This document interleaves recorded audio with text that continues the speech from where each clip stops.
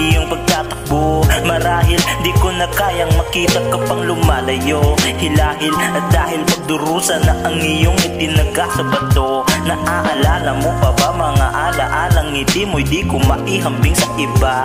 May lambing pang natitira sa iyong magkulay na mga mata, pero ngayon puro luha na lang ang iyong parating dinadala. Akwat nating halos di na kita makita, bawat pasan na iyo pang tinatamasa, at lahat ng iyong inaasam na balisa. Bigat ng oras na iyong palagi pang inaabala. Inaakala na walang lunas na mapapala, ay yun pala ay hindi lang hanggang sa kaibalang. Pinapatawad ka ng buo ng ating Ama. Maniwala ka lang at kaligtasan ng punto ng iyong mga tula.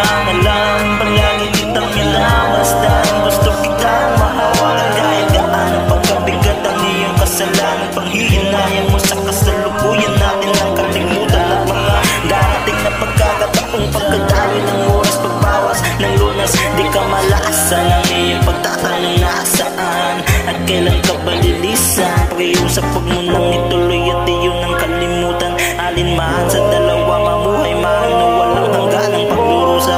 Napakasakit na makita, nag-iisa ka lang na sumusulat ng mga pulgada, matulis na tinta, dugong itim ang binabahid na salita. Natutulog na gising, nakasarado lang ang isang mata. Mga panaginip na di na maalala sa pagbungad ng umaga. Kaya sa pag-agos ng panahon, mga gapos ng kahapon, sa pagtapos ng ambon, ulang bumubuho sa alon ng iyong emosyon. Nakalimutan ng Diyos at iyong bendisyon. Mga baon mong dalang wala nang ambisyon, sa di mo maabot tanaw sa darating pang taon. Kung pagsubok ang tuldok at panghihinayang lang ulit, ay wala ka ng pagkakataon. Basta ako'y bumubulong parati. Di ko lang alam, palagi kitang hinawasdan. Gusto kitang mahawakan kahit gaano pagkabigat ang iyong kasalanan. Panghihinayang mo sa kasalukuyan natin ang kalimutan at mga inaasam na sakit at kirot. Palaging umaakit at maharot sa kumalabit na humahakot. Huwag mong hayaang bumanot sa yakap ng humuhugot gamit ng mga salitang palusot.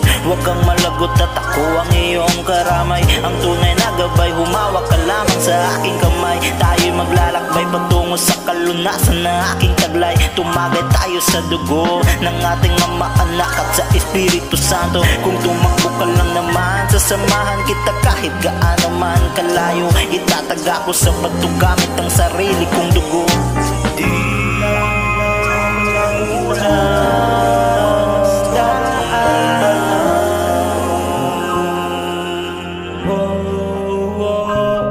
palagi kita minamasdan.